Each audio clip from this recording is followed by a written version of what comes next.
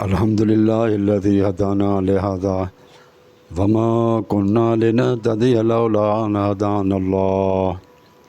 اللہم صلی علی محمد وعلی آل محمد کما صلیت علی ابراہیم وعلی آل ابراہیم انک حمید مجید۔ دوستو ساتھیو،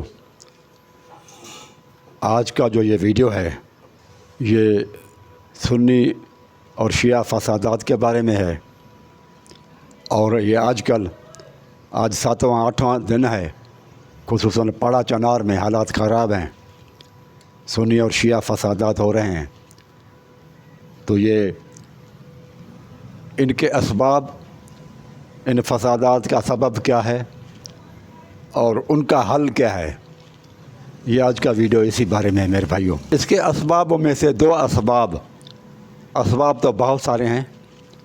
لیکن دو اسباب پر جو ہے نا شیعہ بھائیوں کو غور کرنا چاہیے۔ وہ یہ ہے ایک سبب کہ شیعہ بھائیوں میں دین کے فروع 8 ہیں اور دین کے اصول 5 ہیں۔ فروع میں نماز آ جاتی ہے،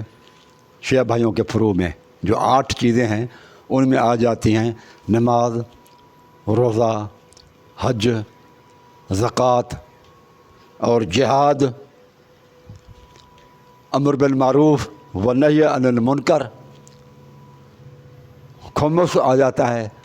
اور تولا آ جاتا ہے اور تبرہ آ جاتا ہے، تبرہ و تولا، یعنی کہ بیزاری ظاہر کرنا، اہل بیت سے تولا، محبت علی سے محبت ظاہر کرنا، اور تبرہ ان کے ہاں اصحاب پر جن کے بارے میں ان کا یہ خیال ہے کہ حضرت علی رضی اللہ عنہ کے دشمن ہیں، ان کے اوپر ان سے بیزاری ظاہر کرنا، ان کو لعنت ملامت کرنا، جو کہ اصل جڑ ہے جھگڑے کی اور فسادات کی۔ کسی بھی مذہب میں غیبت کرنا، مرے ہوئے لوگ جو وفات پا چکے ہیں ان کو گالیاں دینا، ان کی غیبت کرنا، ان کے اوپر لعنت کرنا جائز نہیں ہے۔ کسی بھی مذہب میں، کسی بھی مسلک میں، دنیا میں یہ چیز روا نہیں ہے، سوائے یہ ہے کہ یہ ہمارے شیعہ بھائیوں کے اندر یہ چیز پائی جاتی ہے۔ اور صاف ظاہر ہے جب آپ لوگوں کے کوئی بھی بندہ ہو کسی کے جذبات کے ساتھ کھیلے گا، اور ان کے نظر میں جو محسن ہیں، جو اچھے لوگ ہیں، ان کے جو لیڈر ہیں، اور ان کو جب کوئی بندہ گالی دے گا یا لعنت ملامت کرے گا تو وہ جھگڑا ہونا ہی ہے۔ صاف ظاہر ہے اصل جڑ جو ہے نا وہ گالی ہے اور لعنت ہے اور غیبتیں ہیں۔ اور یہ شیعہ بھائیوں کے فروع کے اندر ایک فروعی چیز یہ بھی ہے، یعنی کہ اصل میں ان کی اصل اور فروع جب ملیں گے تو وہ پورا ایک درخت بن جاتا ہے۔ اصل میں کیا چیزیں ہیں ان کی، اصول میں کیا چیزیں ہیں شیعہ بھائیوں کے اندر، وہاں پر ہے اللہ تبارک و تعالیٰ پر ایمان لانا، دوسرا رسول اللہ نبیوں کی رسالت پر ایمان لانا، توحید، رسالت، قیامت، اس کے بعد اللہ تعالیٰ کی توحید کے بعد ہے اللہ تعالیٰ پر ایمان کے بعد ہے اللہ تعالیٰ کے عدل پر ایمان لانا کہ اللہ تعالیٰ عادل ہے، رسول اللہ صلی اللہ علیہ وسلم یعنی کہ رسالت پر ایمان لانا تمام رسولوں پر۔ اس کے بعد چوتھی جو چیز ہے نا وہ امامت ہے، اللہ تعالیٰ پر ایمان، اللہ تعالیٰ کے عدل پر ایمان، تیسری چیز ہوئی رسالت پر ایمان، چوتھی چیز ہوئی امامت پر ایمان لانا، اور پانچویں چیز ہوئی معاد یعنی قیامت پر ایمان لانا۔ تو یہ 5 اصول ہیں، اور 8 ان کے وہ جو ہے نا فروع ہیں شیعہ بھائیوں کے، جن میں تبرہ اور تولا آ جاتا ہے۔ تو اصل سبب، پہلا سبب یہ ہے کہ جب تک آپ گالی دینا بند نہیں کریں گے تب تک لڑائی اور جھگڑے اور لڑائی کی شروعات گالی سے ہوتی ہے، غیبت سے۔ جب آپ کسی سے عیب نکالیں گے، کسی کے جذبات سے ساتھ کھیلیں گے تو وہاں پر لڑائی شروع ہو جاتی ہے میرے بھائیوں۔ تو تبرہ اور تولا، یہ جو تبرہ ہے نا یہ بہت بڑی بری چیز ہے، جو اہل تشیعت کے بھائیوں نے ایڈ کی ہوئی ہے، اور وہ جب تک یہ نہ کریں تو تب تک وہ سمجھتے ہیں کہ ہمارا ایمان مکمل نہیں ہے۔ ایمان مکمل وہ یہ سمجھتے ہیں کہ اس وقت ہوگا جب 5 چیزوں پر ایمان ہو اور 8 چیزیں ان پر بھی عمل ہو ہمارا۔ تو 8 چیزوں میں تبرع اور تولا ہے، تو وہ کہتے ہیں جب تک تبرع نہیں کریں گے تب تک ہمارا ایمان مکمل نہیں ہوگا۔ اور یہ لڑائی کی اور جنگ کی، فساد اور فتنے کی اصل ہے۔ اور اس کے بعد دوسرا یہ ہے کہ ایران کے اہداف جو ہیں ان کے لیے کام کرنا، کہ ایران کیا چاہتا ہے ان کے لیے۔ جب آپ کسی بھی ملک کے اندر کسی غیر ملک کے آپ نمائندے بن کر ان کے لیے کام کریں گے تو اس ملک کی فوج اور اس ملک کے جو ہے نا حکومت وہ آپ کے خلاف ہو جائے گی۔ تو ایران یہ چاہتا ہے کہ پاکستان میں بھی حزب اللہ طرح، جس طرح سے لبنان میں حزب اللہ ہے، اس طرح کی ایک جو ہے نا ریڈیکل گروپ ڈیولپ کیا جائے جو کہ ایران کے مفادات کے لیے کام کریں۔ تو جب پاکستانی حکومت کو یہ احساس ہوگا میرے بھائیوں کہ فلانی پارٹی جو ہے وہ ریڈیکل بننے جا رہی ہے اور وہ پاکستان کے مفادات کے لیے نہیں بلکہ کسی اور ملک کے لیے مفادات کے لیے کام کرے گی، حزب اللہ کی طرف جو لبنان میں ہے، جو شیعہ پارٹی ہے، اس کی طرح بننے کی کوشش کرے گی، تو پھر وہ اس ملک کی حکومت بھی آپ لوگوں کے خلاف ہو جائے گی۔ یہی وجہ ہے کہ لوگ شکایت کرتے ہیں کہ پاڑا چنار میں جو حالات آج تک چل رہے ہیں، حالات خراب ہیں، کشیدہ ہیں، 50 سے زیادہ لوگ قتل ہو چکے ہیں اور 200 سے کے لگ بھگ جو ہے نا وہ زخمی ہو چکے ہیں، اور یہ بھی امکان ہے کہ شاید حالات اور بگڑ جائیں سدھرنے کے بجائے۔ اور شیعہ بھائی یہ کہتے ہیں، شکایتیں کرتے ہیں کہ وہ جو تکفیری ہیں وہ تو ہم سے لڑ رہے ہیں، تکفیری ہیں، وہ ان کو تکفیری کہتے ہیں کہ تکفیری تو ہم سے لڑ رہے ہیں پڑا چنار میں، یعنی کہ سنی لوگ، لیکن اس کے ساتھ ساتھ حکومت بھی جو ہے نا وہ ہم سے لڑ رہی ہے۔ تو حکومت بھائی آپ کے ساتھ لڑے گی جب آپ کسی ملک کے شہری ہونے کے باوجود کسی اور ملک کے اغراض کو پورا کرنے کی خاطر کوشش کریں گے، کسی اور ملک کے لیے کوشش کریں گے، اور حکومت کو یہ احساس ہوگا تو صاف ظاہر ہے حکومت پھر آپ کا ساتھ تعاون نہیں کرے گی۔ تو میرے بھائیوں، اس کے علاوہ ایک اور بھی چیز ہے کہ پاکستانی جو التشیت والے بھائی ہیں ہمارے،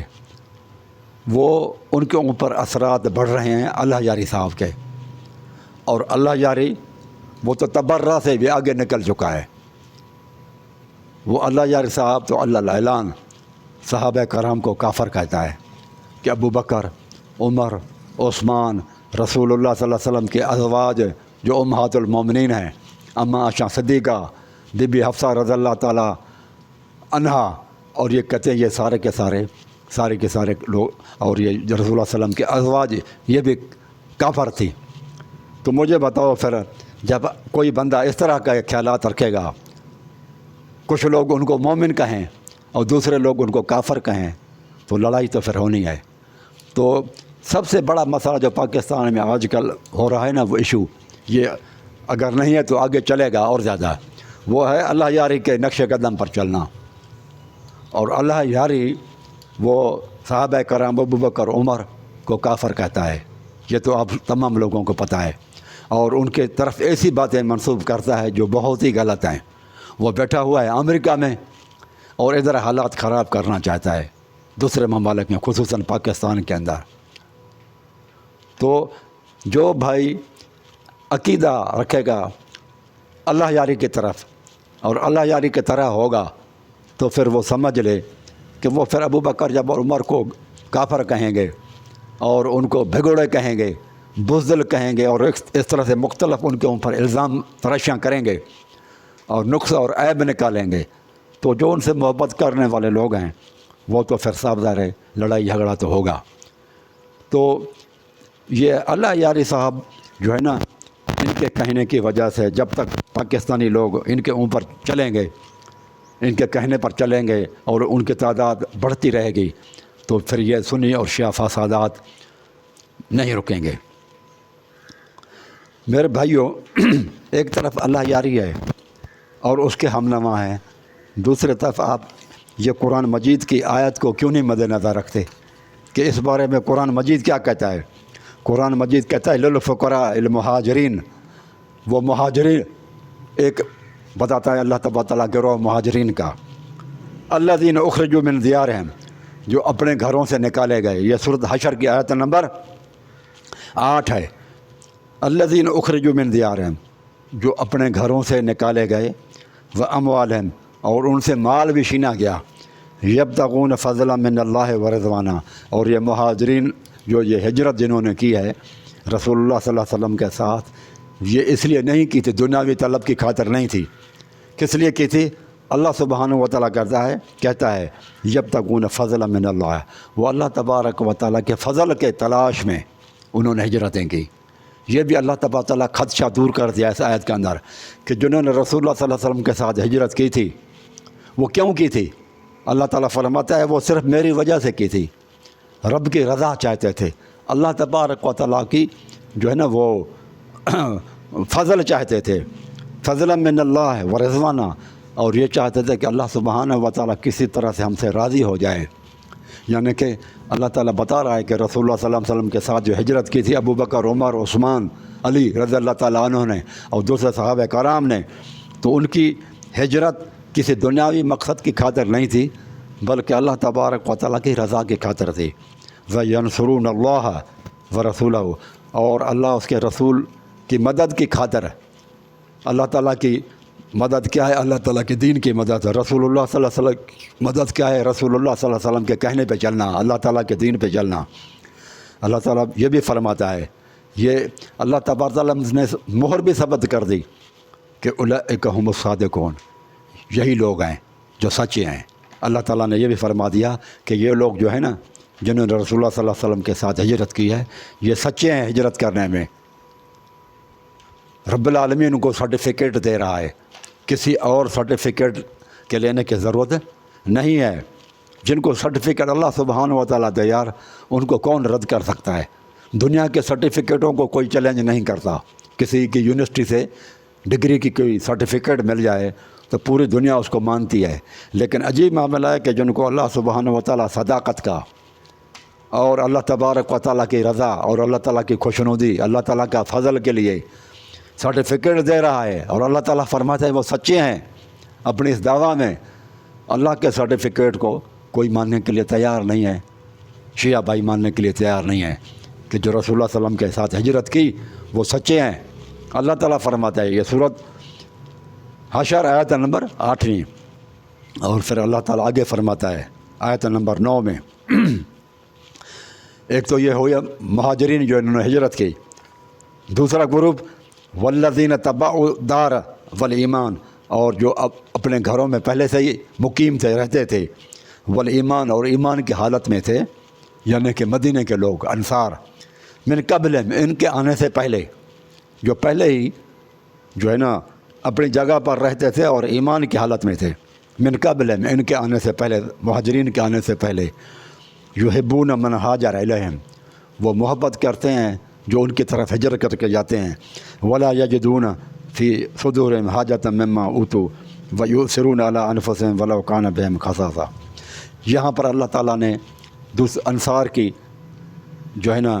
انصار کا بیان کیا، مدینے کے لوگوں کا، اور پھر ساتھ ہی ان کی تعریف اور کچھ صفات بتائی کہ وہ کس طرح کے لوگ ہیں۔ پھر تیسری بات اللہ سبحانہ و تعالیٰ ان کے لیے بھی اللہ نے فرمایا وَمَن یُوقَ شُحَّ نَفْسِهِ فَأُولَٰئِکَ هُمُ الْمُفْلِحُونَ۔ آگے اللہ تعالیٰ فرماتا ہے کہ ان مہاجرین اور انصار والذین جاؤوا من بعدہم،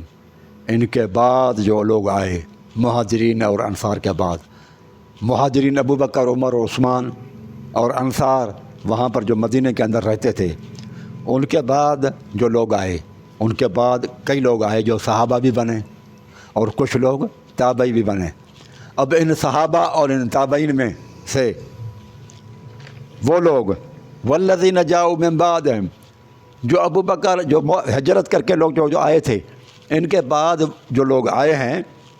جنہوں نے رسول اللہ صلی اللہ علیہ وسلم کی ہجرت کی، اور اس کے بعد جو لوگ آئے من بعدہم، جو بعد میں لوگ آئے، اور یہ قیامت تک ہیں، یعنی کہ صحابہ جو بعد میں ایمان لائے رسول اللہ صلی اللہ علیہ وسلم کے ساتھ ہجرت کرنے کے بعد، اور بعد میں مددگار بنے رسول اللہ صلی اللہ علیہ وسلم کے، اور تابعی، تبع تابعین اور قیامت تک کے لوگ، اس میں یہ قیامت تک کے لوگ شامل ہو سکتے ہیں۔ ہم لوگ مہاجرین میں داخل نہیں ہو سکتے، انصار میں بھی داخل نہیں ہو سکتے، لیکن ہم اس گروپ میں تو داخل ہو سکتے ہیں نا، جو ان کے بعد میں آئے، ہم بعد میں ہیں۔ یقولون، جو یہ کہیں ربنا اغفر لنا، جو یہ دعا مانگیں کہ اللہ ہمیں معاف کر دے، ہمیں معاف کر دے، ولاخواننا الذین سبقونا بالایمان، اور ہمارے ان بھائیوں کو بھی معاف کر دے جو ہم سے پہلے ایمان کی حالت میں گزر چکے۔ اور دوسری بات کیا کہیں، ولا تجعل فی قلوبنا غلا للذین آمنوا، وہ جو اہل ایمان جو ایمان لائے تھے نا، مہاجرین اور انصار رسول اللہ صلی اللہ علیہ وسلم کے ساتھی تھے، اے اللہ ان کے بارے میں ہمارے دل میں کسی قسم کی کوئی نفرت نہ ہو، گل پیدا نہ کر یا اللہ، نفرت پیدا نہ کر، ہمارے دلوں میں ان کے لیے کوئی شکایت شکوہ نہ ہو، ہمارے دل ان سے راضی ہو۔ اور وہ ان کے لیے اگر کوئی سوچتا بھی ہے کہ ان کے اندر کوئی کمزوری تھی، کوئی اونچ نیچ ہو گئی تھی صحابہ کرام میں، جو انصار اور مہاجرین صحابہ تھے جو رسول اللہ صلی اللہ علیہ وسلم کے ساتھ ہجرت کر چکے تھے، اگر کوئی سمجھتا ہے بعد میں آنے والا کہ ان کے اندر یہ خرابیاں ہیں، تو بھی ان کو بیان تو نہ کرے، بلکہ کیا کرے پھر؟ قرآن مجید کہتا ہے ان کے لیے اللہ تبارک تعالیٰ سے مغفرت مانگے، اور اپنے لیے بھی مغفرت مانگے، اور اپنے دل میں کسی قسم کی کدورت ان صحابہ کرام کے بارے میں، مہاجرین اور انصار کے بارے میں کدورت پیدا نہ کرے، اور اللہ تبارک و تعالیٰ سے اس معاملے میں مدد مانگتا رہے کہ اللہ ہمارے دل کے اندر انصار اور مہاجرین کے خلاف کوئی بھی کدورت اور نفرت اور بغض اور کینہ، نفرت نہ ہو۔ لیکن یہ اس آیت پر شیعہ بھائیوں کا عمل نہیں ہے۔ ایک دم جو صحابہ بعد میں آئے اور اس کے بعد پھر تابعین بھی آئے، اللہ تعالیٰ فرماتا ہے یہ جنت ان کو ملے گی جو اللہ تبارک تعالیٰ ان سے راضی ہوگا، جو انصار اور مہاجر صحابہ کے لیے کمزوریاں، جو کوتاہیاں ان سے ہوئیں، اگر وہ سمجھتا ہے تو ان کے لیے معافی کی دعا مانگے، اور دل میں کسی قسم کے نفرت، حسد اور بغض اور کینہ نہ رکھے، بلکہ ان کے لیے تعریفی کلمات کہتا رہے اور نفرت والی باتیں کرے ہی نہیں۔ لیکن سارا مذہب شیعہ آج کل، مسلک شیعہ، ان صحابہ کے کدورت اور نفرتوں اور ان کے بغض کے اوپر ان کا بنیاد ہے۔ جب تک وہ ان کی غیبت نہ کریں اور ان کی کمزوریاں بیان نہ کریں، مغفرت تو دور کی بات ہے، تب تک وہ سچا شیعہ کہلا ہی نہیں سکتا۔ شیعہ ہونے کے لیے ضروری ہے کہ وہ ان صحابہ کرام کی غیبت کرے، گلہ کرے، ان کے بارے میں لوگوں کے دلوں میں نفرت ڈالے۔ لیکن اللہ تعالیٰ فرماتا ہے یہ مومن وہ لوگ ہیں جو اللہ تعالیٰ سے دعا مانگیں۔ ابو بکر اور عمر کے بعد جو رسول اللہ صلی اللہ علیہ وسلم سے ہجرت کر کے بعد آئے، وہ اگرچہ صحابہ ہوں اور تابعین بھی ہوں، تو یہ قرآن مجید اس وقت کے دور سے شروع ہوا اور قیامت تک ہوگا، قیامت تک کے لیے قرآن مجید ہے کہ وہ جو صحابہ ابو بکر اور عمر کے بعد میں ایمان لائے، عثمان کے بعد میں ایمان لائے، اور بعد میں انہوں نے رسول اللہ صلی اللہ علیہ وسلم کے ساتھ ہجرت نہیں کی تھی، اور انصار میں بھی اگر ان کو کسی قسم کی بعد والے صحابہ بھی ان کا ایمان وہ قبول ہوگا جو ان کے بارے میں اشاع گمان رکھیں، ان کی تعریفیں کریں، اور ان کی کمزوریاں ہوں تو بیان نہ کریں۔ لیکن شیعہ بھائی تو وہ کرتے رہتے ہیں۔ تو یہ قرآن مجید کی آیت جب تک ان پر عمل نہیں کریں گے تو اللہ کی طرف سے ہمارے اوپر عذاب کسی نہ کسی صورت میں نازل ہوتا رہے گا۔ یہ آیت ہمیں بتا رہی ہے کہ لوگوں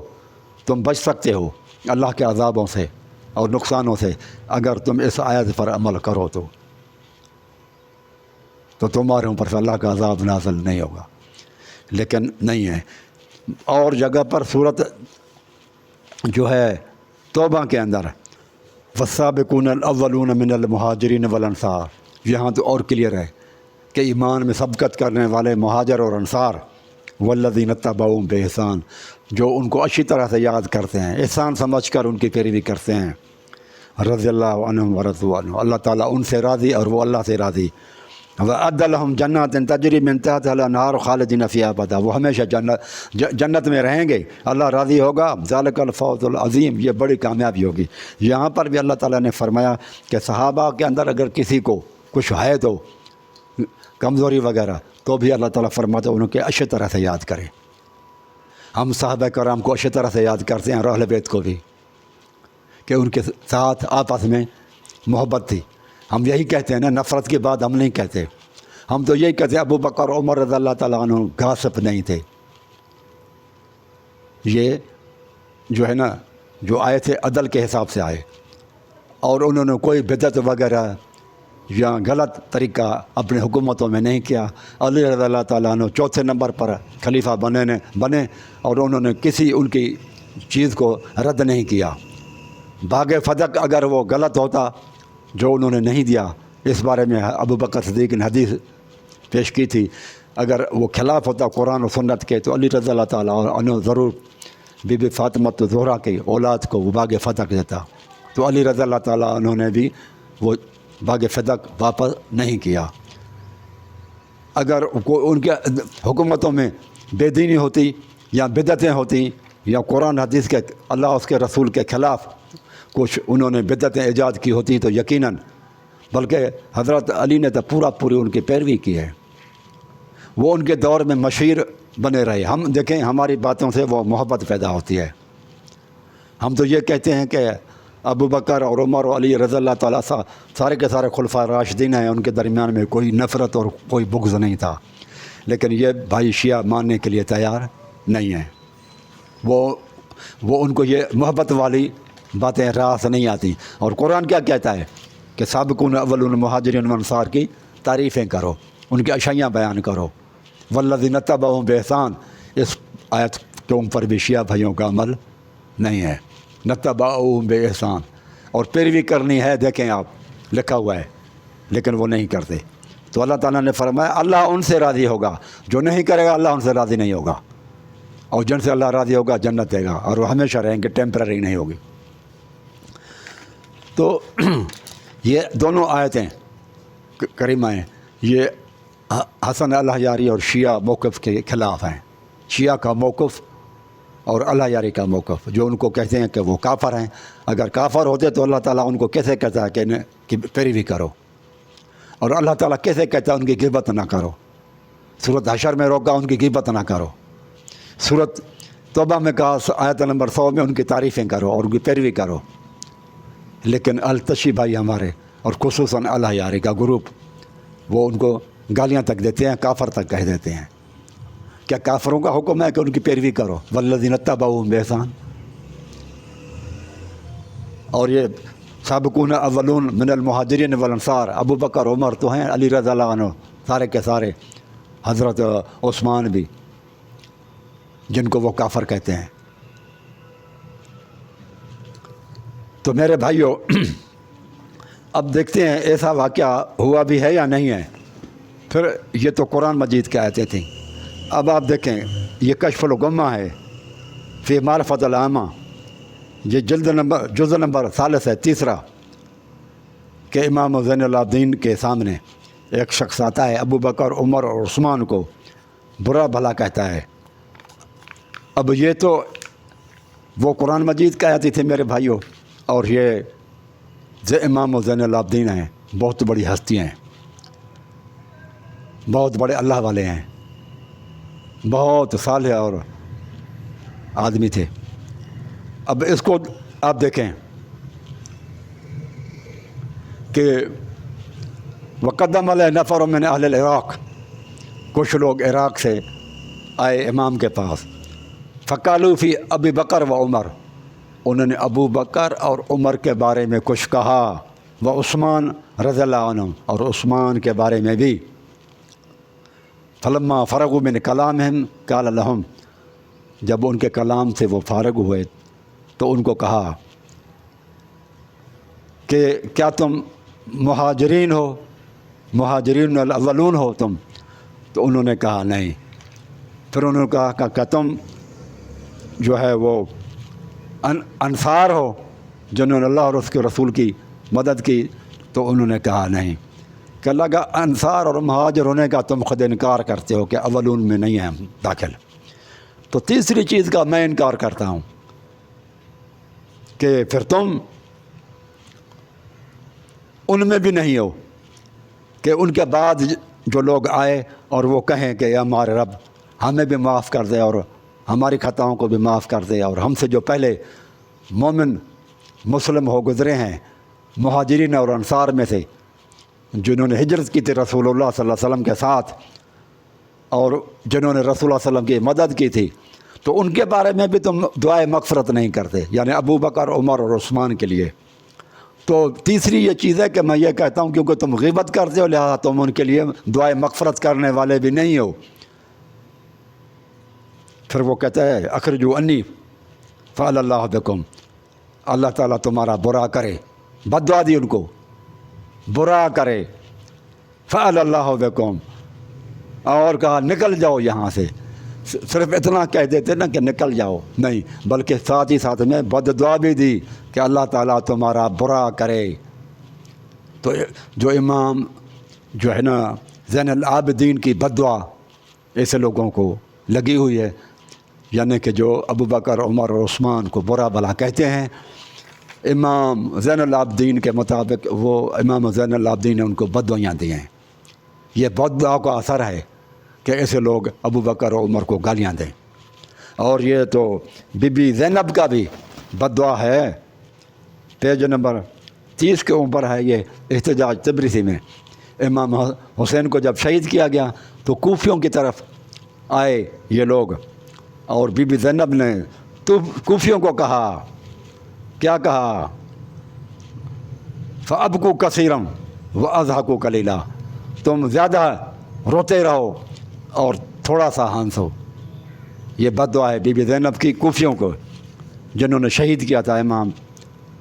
امام حسین کو۔ یہ کربلا کے بعد جو ہے نا یہ وہاں پہنچے تھے امام زین العابدین بھی اور بی بی زینب بھی۔ تو یہ ہے خطبہ زینب بنت علی بن طالب بحضرت اہل کوفہ۔ یہ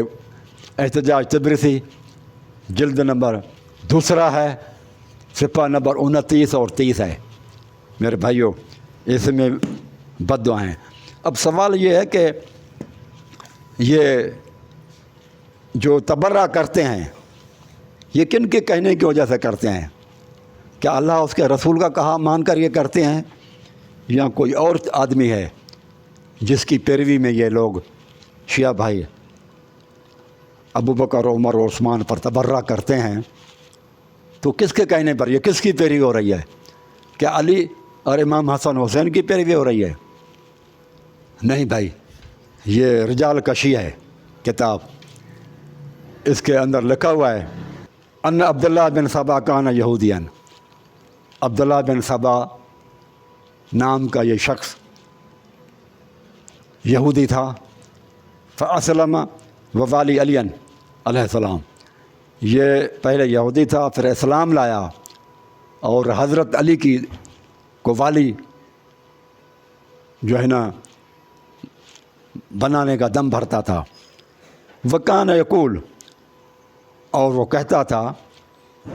وَعَلَى یہودیت فی یوشع بن نون وصی موسیٰ، جب یہ یہودی تھا اسلام نہیں لایا تھا تو یہ کہتا تھا کہ موسیٰ علیہ السلام کا وصی یوشع بن نون ہے بالغلو، اور یہ غلو میں کرتا تھا، یعنی کہ اس کے پاس دلیل نہیں ہوتا تھا، یہ حد سے آگے گزرنے والا آدمی تھا۔ بالغلو، محبت میں غلو کی وجہ سے وہ یہ کہتا تھا، محبت میں غلو، الفاظ لکھے ہوئے بالغلو، غلو میں کہتا تھا۔ فقال فی اسلام ہی، اور اسلام کے اندر کہنے لگا بعد وفات رسول اللہ صلی اللہ علیہ وسلم، رسول اللہ صلی اللہ علیہ وسلم کے وفات کے بعد فی علی علیہ السلام مثل ذالک، اسی طرح کے الفاظ وہ رسول اللہ صلی اللہ علیہ وسلم کے وفات کے بعد علی علیہ السلام کے بارے میں فرمایا کرتا تھا کہ محمد صلی اللہ علیہ وسلم کے بعد وصی اس کا حضرت علی ہے، یعنی کہ یہ الفاظ وصی رسول اللہ، علی وصی رسول اللہ، یہ کس نے ایجاد کیے؟ یہ عبداللہ بن سبا نے ایجاد کیے۔ یہ اللہ کے رسول کی حدیث نہیں ہے، نہ علی رضی اللہ، یہ عبداللہ بن سبا سب سے پہلا جس شخص نے یہ کام کیا تھا وہ یہی جو ہے نا تھا عبداللہ بن سبا۔ وکان اول من اشار بالقول، اور یہ جو قول ہے اس طرح کی بات کہ وسیع ہے، مشہور کرنے والا کہ یہ بے فرض امامت علی، کہ حضرت علی کی امامت فرض ہے، کہنے والا بھی یہ کہتا ہے وکان اول، کہتا ہے سب سے پہلا شخص۔ اس کا مطلب پہلا شخص یہ ہے، اس سے پہلے کوئی شخص نہیں تھا جس نے یہ کہا ہو وکان اول، اور یہ اول شخص تھا، پہلا شخص یہی تھا جو کہتا تھا کہ حضرت علی کی امامت فرض ہے۔ وَأَظْهَرَ الْبَرَاءَةَ مِنْ أَعْدَائِهِ، اور اس کے دشمنوں سے بیزاری کا ظاہر کرنا بھی فرض ہے، اور ان کو کافر کہنا بھی ضروری ہے۔ پھر وہ کہتا ہے فمن ہا ہونا، یہی وجہ ہے قال من خالف شیعہ، جو شیعہ کے مخالف ہیں وہ کہنے لگے اصل تشیع و رفض ماخوذ من الیہودیہ، کہ یہ شیعوں کا اور رافضیوں کا اصل جو یہ عقیدہ ہے نا یہ ماخوذ، یہ نکالا گیا ہے یہودیت سے، اس لیے لوگ تانا دیتے ہیں شیعوں کو کہ شیعوں کا ماخذ یہ جو عقیدہ ہے یہ یہودیت سے نکلا ہوا ہے۔ یہ صفحہ نمبر 103 پر ہے۔ بعض لوگ کہتے ہیں کہ عبداللہ بن سبا یہودی کا یہ ایک ڈرامہ ہے، حقیقت میں یہ کوئی نہیں تھا، عبداللہ بن سبا یہودی نام سے کوئی بندہ نہیں تھا۔ تو میرے بھائیو یہ بھی بات بھی غلط ہے، اس لیے کہ یہ کتاب ہے فرق الشیعہ نوبختی کی، شیخ جلیل الحسن بن موسیٰ نوبختی،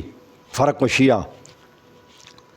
فقال فی اسلامی بعد وفات النبی صلی اللہ علیہ وسلم فی علی، اور یہی الفاظ وہ کہتا تھا رسول اللہ صلی اللہ علیہ وسلم کے وفات کے بعد علی رضی اللہ تعالیٰ عنہ کے بارے میں، بے مثل ذالک، اسی طرح سے۔ اور یہاں بھی اول لفظ ہے، وہ اول من شہر القول، اس شہر کو اس قول کو تقویت دینے والے، مشہور کرنے والے یہی شخص تھا کہ امامت فرض ہے اور حضرت علی وصی ہیں۔ سب سے پہلے اول من شہر، جس شخص نے سب سے پہلے مشہور کیا وہ یہی تھے بے فرض امامت علی، حضرت علی کی امامت، و اظہر البراءۃ من اعدائی، اور ظاہر کرنا برات، بیزاری اعدائی، حضرت علی کے دشمنوں سے۔ یہ کس نے کیا؟ وکاشف مخالفی فمن ہناک قال من خالف شیعہ ان اصل الرفض ماخوذ من الیہودیت۔ یہی وجہ ہے کہ لوگ کہتے ہیں کہ شیعہ کے اصل وہ جو نا یہودیت ہے، شیعہ کا یہ عقیدہ یہودیت سے لیا گیا ہے۔ اس نے بھی مانا ہے کہ یہ کوئی ڈرامے باز نہیں ہے، یہ اصل شخص موجود تھا اسلام کا، وہ جو عبداللہ بن سبا، ورنہ یہ ضرور کہتا کہ حقیقت نہیں ہے، عبداللہ سبا نام کی کوئی حقیقت نہیں ہے، یہ ایسے ہی لوگوں نے جو ہے نا گڑا ہوا ہے واقعہ اور قصہ۔ تو یہ نوبختی صاحب بھی مان رہے ہیں۔ تو میرے بھائیوں، آپ نے دیکھا کہ یہ جو صحابہ کرام کے اوپر تبرہ کیا جاتا ہے، گلم گلوچ کی جاتی ہے، اور یہ قرآن مجید کے آیتوں کی جو مخالفت کی جاتی ہے، یہ میں نے جو آیتیں پڑھی ہیں ان کی، یہ کس کے کہنے پر کی جا رہی ہیں؟ یہ کس کی پیروی ہے؟ علی یہاں اہل بیت کی پیروی نہیں ہے، عبداللہ بن سبا کی پیروی ہے، عبداللہ بن سبا کی پیروی ہے، اس کی پیروی۔ جب عبداللہ بن سبا کی پیروی آپ کریں گے اور قرآن مجید کو کوئی آیتیں کو آپ چھوڑ دیں گے تو پھر یہ قرآن مجید کی گویا کہ آپ جب قرآن مجید کو چھوڑیں گے تو پھر صاف ظاہر ہے اللہ تبارک و تعالیٰ کی نافرمانی کرنے کی پھر سزا دنیا کے اندر ملے گی۔ بلکہ یہ نہیں کہ شیعوں نے چھوڑا ہوا ہے، سنی وہابی اور اس طرح کے اور جو لوگ ہیں آپ دیکھیں انہوں نے بھی اللہ تعالیٰ کی سرزمین پر اللہ تعالیٰ کا نظام نافذ نہیں کیا ہوا ہے۔ ایران سمیت، ایران ہو، سعودی عرب ہو، قطر ہو، فلسطین ہو، آپ جہاں بھی دیکھیں یہ کیوں مسلمان مار کھا رہا ہے؟ ہر جگہ پر ان کی پٹائی ہو رہی ہے، وہ اس وجہ سے کہ اللہ تبارک و تعالیٰ کے دین کو چھوڑا ہوا ہے۔ وہ قرآن مجید کا آیت ہے نا وَمَن لَّمْ يَحْكُم بِمَا أَنزَلَ اللَّهُ فَأُولَٰئِكَ هُمُ الْكَافِرُونَ، وَمَن لَّمْ يَحْكُم بِمَا أَنزَلَ اللَّهُ فَأُولَٰئِکَ هُمُ الظَّالِمُونَ، وہ لوگ جو اللہ تعالیٰ کے نازل کردہ شریعت کے مطابق فیصلہ نہیں کرتے وہ بے دین ہیں۔ وَمَن لَّم يَحْكُم بِمَا أَنزَلَ اللَّهُ فَأُولَٰئِکَ هُمُ الْكَافِرُونَ، جو اللہ تعالیٰ کی نازل کردہ شریعت کے مطابق فیصلے نہیں کرتے ایسے لوگ کافر ہیں۔ پھر تیسری جگہ پر فرمایا وَمَن لَّم يَحْكُم بِمَا أَنزَلَ اللَّهُ فَأُولَٰئِکَ هُمُ الظَّالِمُونَ، وہ لوگ جو اللہ تعالیٰ کی نازل کردہ شریعت کے مطابق فیصلے نہیں کرتے وہ ظالم ہیں اور شریعت نافذ نہیں ہے۔ 50 سے زیادہ مسلم ممالک ہیں لیکن ان میں آپ کو شریعت، انہوں نے اپنے قوانین، زمین اللہ کی ہے اس پر قبضہ کر کے اپنے قوانین، اپنے بنا ہوئے قوانین کو تو نافذ کرتے ہیں، اور جس کی زمین ہے اللہ پاک کی، اس اللہ پاک کی زمین پر اللہ تعالیٰ کے قوانین کو نافذ نہیں کرتے۔ زنا کے خلاف قوانین قرآنی آپ کو نہیں ملے گا، سود کو ختم کرنے کے بارے میں قانون نہیں ملے گا، چاہے وہ فلسطین ہو، ایران ہو، یا سعودی عرب ہو، یا پاکستان ہو۔ اس لیے یہاں پر مختلف قسم کے عذابات آتے ہیں۔ اللہ تعالیٰ ہماری دعاؤں کو قبول نہیں کرتا۔ حج پر جاتے ہیں 12 لاکھ 20 لاکھ دعائیں مانگتے ہیں، کیوں نہیں قبول ہوتی؟ وہ اس لیے تو قبول نہیں ہوتی کہ اللہ تعالیٰ کی سرزمین پر اللہ تعالیٰ کا نظام ہی نہیں ہے۔ جو قتل ہوتے ہیں قاتلوں کو سزا قصاص ہی نہیں لیا جاتا۔ دوسری سزائیں ہیں جو انسانوں کو پسند ہیں، وہ سزائیں تو ہیں، اور جو اللہ سبحانہ و تعالیٰ کو سزائیں پسند ہیں وہ وہاں، اور رسول اللہ صلی اللہ علیہ وسلم نے جو سزائیں پسند کی وہاں پر وہ نافذ نہیں ہیں، بلکہ اللہ اس کے رسول کے خلاف ورزیاں کر رہے ہیں۔ اب تو سعودی عرب میں بھی ناچ گانوں کی محفلیں ہو رہی ہیں، اور پتہ نہیں آگے کیا کیا ہوگا۔ تو یہ چیز پھر سوچنا چاہیے کہ اللہ تعالیٰ فرماتا ہے وَأَنْتُمُ الْأَعْلَوْنَ إِن كُنتُم مُؤْمِنِينَ وَلَا تَهِنُوا وَلَا تَحْزَنُوا وَأَنْتُمُ الْأَعْلَوْنَ إِن كُنتُم مُؤْمِنِينَ، اے مومنو، اے مسلمانوں، تم اگر مومن ہوگے تو تم اعلیٰ ہوگے، تم غالب رہوگے، لیکن کنڈیشن یہ ہے کہ تم پہلے مومن تو بنو نا۔ مومن نہیں ہوں گے تو تم غالب نہیں ہوں گے، پھر یہود و نصارہ تمہیں کھا جائیں گے اور وہ ہمیں تباہ و برباد کر رہے ہیں۔ یہ سورۃ آل عمران آیت نمبر 139 ہے، 139 سورۃ آل عمران، وَأَنْتُمُ الْأَعْلَوْنَ إِن كُنتُم مُؤْمِنِينَ۔ پھر اللہ تعالیٰ فرماتا ہے وَإِن تَصْبِرُوا وَتَتَّقُوا، اگر تم اسلام پر ثابت قدم رہو، وَتَتَّقُوا، اللہ تبارک و تعالیٰ کا خوف کھاؤ، لا يَضُرُّكُمْ كَيْدُهُمْ شَيْئًا، اور دشمنوں سے ڈرنے کی ضرورت نہیں، دشمنوں کی چالیں تمہیں کوئی نقصان نہیں دیں گے۔ یہ دشمن جو منصوبہ بندی کرتے ہیں تمہارے خلاف، کلمے پڑھنے والوں، وہ کچھ بھی تمہارا نہیں بگاڑ سکیں گے۔ یہ قرآن مجید کا آیت ہے، سورۃ آل عمران آیت نمبر 120، کہ کیا کہتا ہے لا یضرکم کیدہم شیئا، کوئی شے، معمولی شے، ذرا برابر بھی تمہیں وہ نقصان نہیں دیں گے اگر تم خود ٹھیک ہو جاؤ۔ اللہ تعالیٰ فرماتا ہے ان کو نہیں کہتا کافروں کا وہ ٹھیک ہو جائیں، وہ واقعی ظالم ہے۔ اللہ تعالیٰ ہمیں ہی کہہ رہا ہے کہ تم پہلے ٹھیک ہو جاؤ، پہلے تم ٹھیک ہو جاؤ۔ جب تم ٹھیک ہو جاؤ گے تو کافروں کے جتنے بھی منصوبے ہیں وہ تمہیں کچھ بھی نہیں کریں گے، کچھ بھی تمہارا نہیں بگاڑیں گے۔ شیعہ کہا، معمولی چیز کو عربی میں شیعہ کہتے ہیں، معمولی چیز کو، کہ معمولی بھی تمہاری نہیں بگاڑ سکیں گے، نقصان نہیں دے سکیں گے۔ لیکن کنڈیشن اور شرط اللہ نے رکھا کہ تم اسلام پر ثابت قدم رہو اور وَتَتَّقُوا تقویٰ پیدا کرو، تب لا یضرکم کیدہم شیئا، وہ تمہیں کچھ نہیں نقصان دے سکیں گے۔ لیکن آج سنی ہو، شیعہ ہو، وہابی ہوں،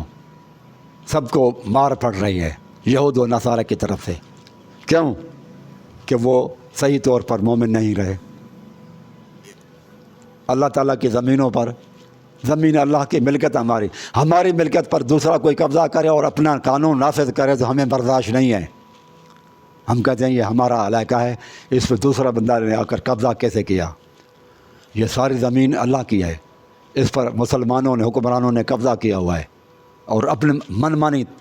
قوانین نافذ کرتے ہیں، اور اللہ تبارک و تعالیٰ کے پسندیدہ نظام اور رسول اللہ صلی اللہ علیہ وسلم کے پسندیدہ نظام کو چھوڑا ہوا ہے، اور وہ سمجھتے ہیں کہ یہ اس نافذ کریں گے تو نقصان میں جائیں گے، تو وہ خود قابض ہیں۔ ہماری زمینوں پر ملکیت پر کوئی قابض ہو جائے تو ہم لڑتے ہیں، تو صاف ظاہر ہے پھر اللہ تبارک و تعالیٰ جو سود کے لیے اللہ تعالیٰ فرماتا ہے وہ اللہ اس کے رسول کے ساتھ اللہ نے جنگ کر رہا ہے۔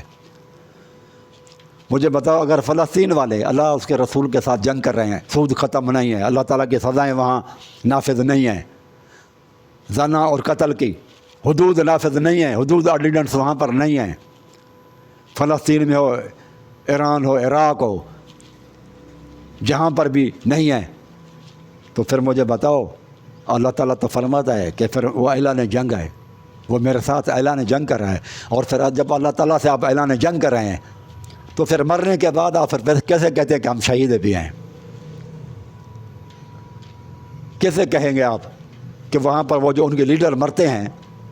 کسی بھی اسلامی ممالک کے لیڈر اگر مریں تو پھر آپ کہیں کہ وہ شہید ہیں؟ کیسے پھر شہید ہوتے ہیں؟ اللہ تعالیٰ تو فرماتے ہیں وہ میرے ساتھ بھی اعلان جنگ میں ہیں، وہ تو پھر شکست یقینی ہوگی ان کی، اللہ تعالیٰ کیسے پھر مدد کرے ان کی؟ اب اللہ تعالیٰ نہ مدد کرے گا کلمے پڑھنے والوں کی مدد کر رہا ہے نہ کفار کی،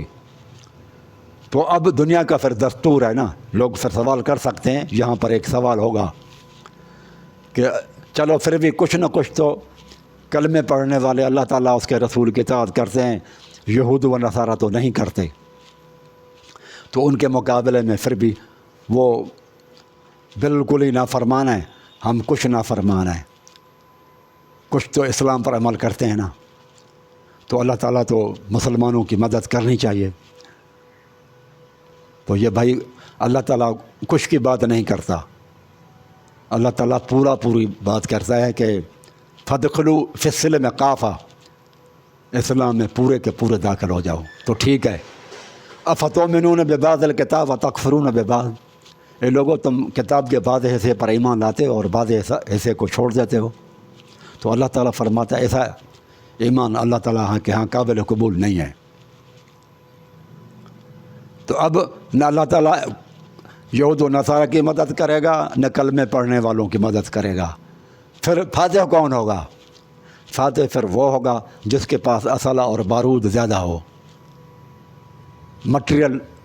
دنیاوی اسباب زیادہ ہوں جس کے پاس، اور وہ یہودیوں کے پاس اور عیسائیوں کے پاس زیادہ ہے۔ تو پھر عموماً جب ایمان نہ ہو تو مادی اسباب پھر فیصلہ کرتے ہیں، پھر اسلحہ جو ہے نا وہ پھر فیصلہ کرتا ہے۔ فاتح وہی ہوتا ہے جس کے پاس اسلحہ بارود زیادہ ہو۔ پہلے ہم یہ سوچتے تھے کہ ایران میں بہت بڑی طاقت ہے جو امریکہ کو وہ دھمکیاں دے رہا ہے،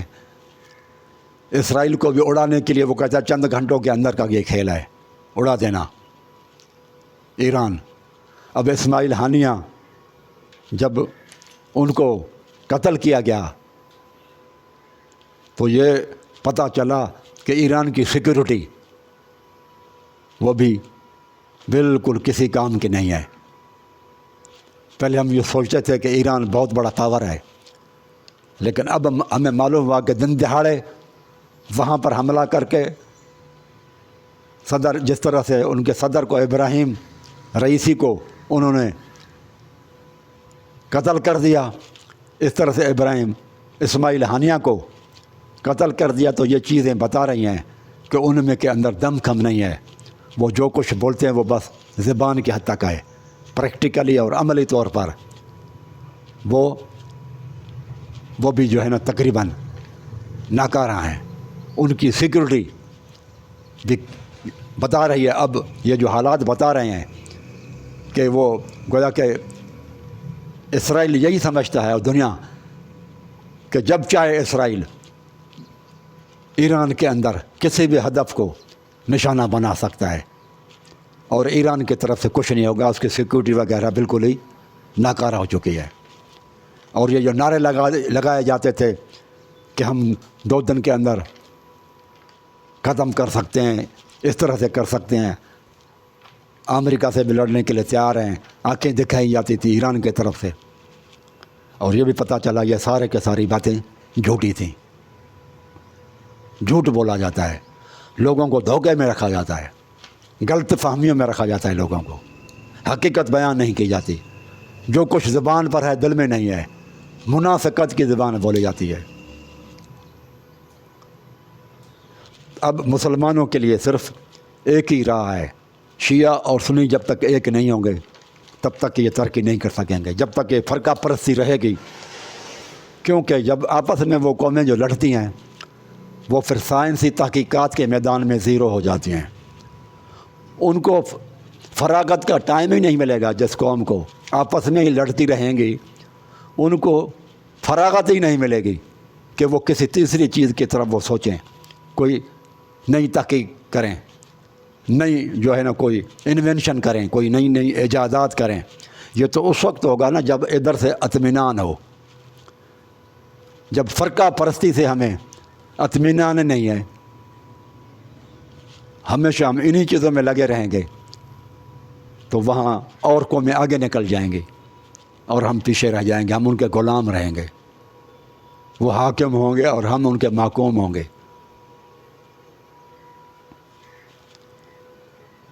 پھر وہ اس طرح کے الفاظ بھی سننے پڑیں گے۔ وہ کسی امریکی صدر نے نہیں کہا تھا کہ یہ مسلمان قوم، خصوصاً پاکستانیوں کے لیے کہا تھا کہ یہ تو ایسے لوگ ہیں جو پیسے کے لیے اپنی بہن اور ماں کو بھی بیچ دیتے ہیں۔ پھر یہ اس طرح کے ان کے جو ہے نا خراب الفاظ وہ سننے پڑیں گے ہمیں، یعنی کہ اس کا مطلب وہ ہمیں کچھ سمجھتے ہی نہیں، یہود و نصارہ۔ تو میرے بھائیوں، جب تک قرآن مجید کو ہم نہیں پکڑیں گے اور رسول اللہ صلی اللہ علیہ وسلم کی سنت کو اور اہل بیت سے محبت، قرآن اور سنت کی پیروی، صحابہ کرام سے محبت، اہل بیت سے محبت کو پیش نہیں کریں گے اور اپنے یہ سنہ شیعہ یہ جو ہے نا یہ اختلافات ختم نہیں کریں گے۔ اختلافات تو سنی اور وہابیوں میں بھی ہے میرے بھائیوں ہے، لیکن کیونکہ وہ گالیاں نہیں دیتے ایک دوسرے کو، اس لیے ان کے درمیان میں لڑائی نہیں ہوتی۔ لیکن شیعہ طریقے میں کیونکہ تبرہ ہے اور تولا ہے فروع کے اندر، اور وہ یہ سمجھتے ہیں جب تک اس پر عمل نہیں کریں گے تو ہمارا ایمان مکمل نہیں ہوگا، اور اللہ یاری جو ہے یہ اور زیادہ حالات کو خراب کر رہا ہے۔ تب تک جب تک ان کو اللہ یاری کو ہم نہیں چھوڑیں گے، ان کے عقیدے کو نہیں چھوڑیں گے، اور جب تک یہ تبرہ اس کو ختم نہیں کریں گے تب تک محبت نہیں ملے گی ہمیں، پھر ہم جو ہے نا وہ جھگڑے اور فسادات کبھی بھی ختم نہیں ہوں گے۔ اقول قولی ھذا استغفر اللہ استغفر اللہ استغفر اللہ۔